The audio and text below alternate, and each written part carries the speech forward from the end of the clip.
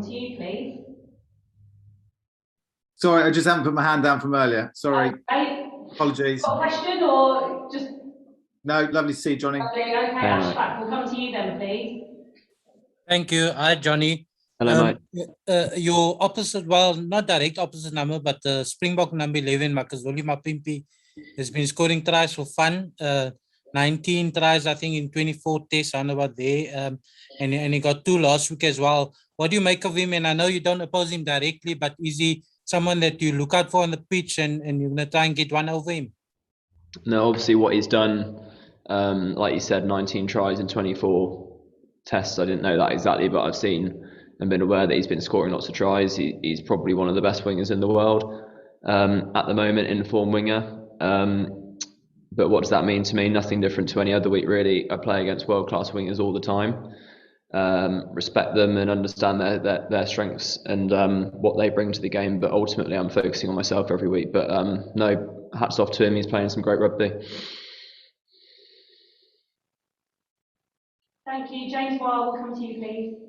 Jonny, I think it's fair to say you were disappointed not to get on the Lions at all. We all know as well that you are a meticulous preparer for games like this. What have you been focusing on in terms of your prep, and what points of difference do you think you're going to bring to this game?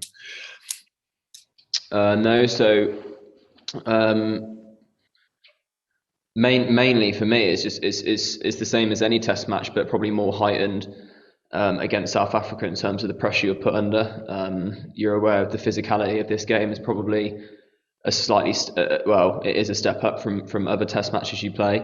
And the pressure that they put you under is, in terms of how tight they want to make the game, puts you under more pressure than a lot of the other test matches you'll play. Each test match provides slightly different challenges, and for me, I just want to play my part in a team, do my job as best as I can, and that includes the fundamentals of the game, which is the kicking episode, the high ball challenge. They put a lot of high balls up, so I'm preparing for that. But it's probably a bit more than most test matches, but this is a big part of test match rugby, the air, the kicking episode, the air challenge, all of those things. But like I said, if I was to pinpoint the main threat that South Africa bring, it's that increase in physicality and the pressure game they play. So it's going to be a tough game. Is part of that mental prep really embracing the battle that you know is going to come ahead, actually embracing that aerial challenge? Yeah, I practice my high ball stuff every week. Like I said, the fundamentals of test match rugby for a winger is your edge defence, your kick chase and your high ball stuff. So it's things I practice every single week anyway.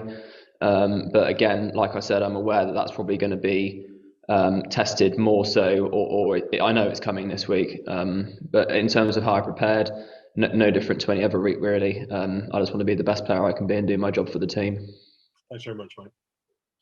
Thanks. Dan and Alex, do you want this for the live or for the writers' briefing? Sorry, what was that? Writers, please. Writers' briefing. Writers, please, Catherine. Yeah. Nick Mullins, then, please. We'll finish with you.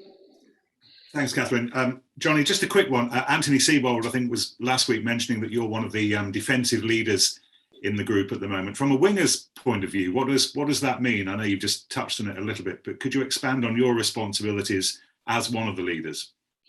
Yeah, I think when you're on the edge of the line, I always see it as, you're a try scorer, but you're also a bit of a goalkeeper as well. You've got to defend your edge. That's your priority. That's your mindset.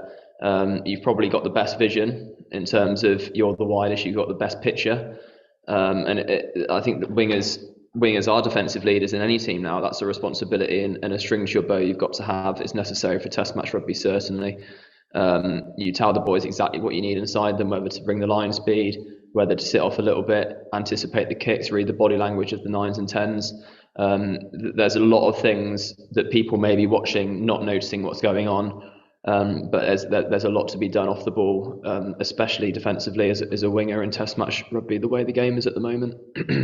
When 80,000 people are going bonkers, though, how easy is it to make those communication calls? You can hear your mates. You'd be surprised. You can. Sometimes it's challenging, but a lot of it is is just connecting with your teammates, whether that's Freddie at fullback or the opposite wing, or Marcus or boys inside me, just a bit of eye contact or a hand gesture or something to get you guys connected and ready and understanding what's required of you. So all that off the ball stuff is if you looked at a game 80 minutes, I might be touching the ball for less than 10 seconds maybe. So you're talking 79 minutes and 50 seconds of off the ball work, and half of that, maybe even more, is defence. Great, thanks, Johnny. Thanks, Nick. Well, in the live section there, could we ask the broadcasters either to leave the call or